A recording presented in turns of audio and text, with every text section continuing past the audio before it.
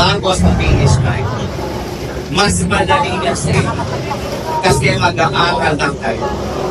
Mas mahirap ito sa ating mga magulang. Dahil kailangan pa nilang magtrabaho, kailangan pa nilang kumita habang may pag-aral sila sa inyo.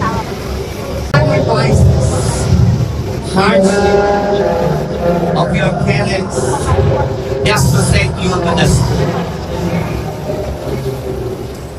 Sabi nga natin, yes, speaker, love your parents. Dahil yun nga, dahil yun, sa commandment ng Panginoon, yung pang-apat na may promise.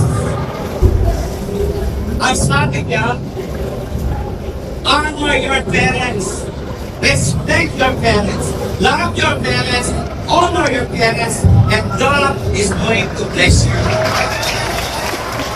What is important? Bakit yung neta sinasabi?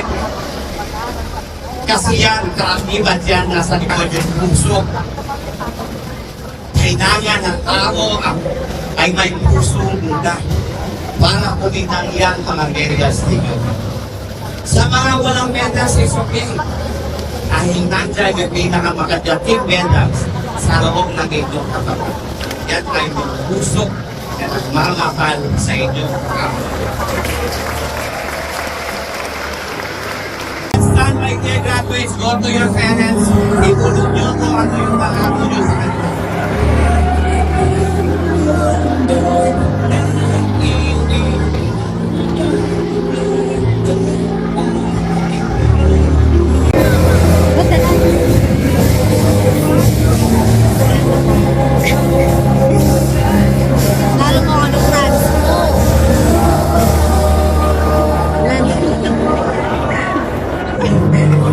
Nano ka ni promise? Sabi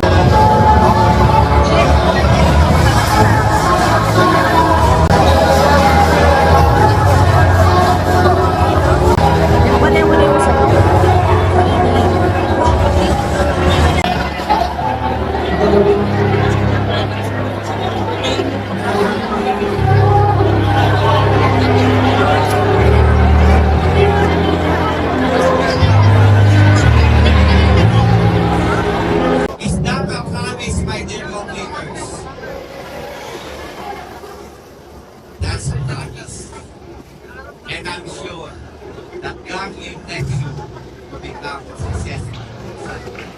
With that, magandang umaga at mabuhay kayo lahat.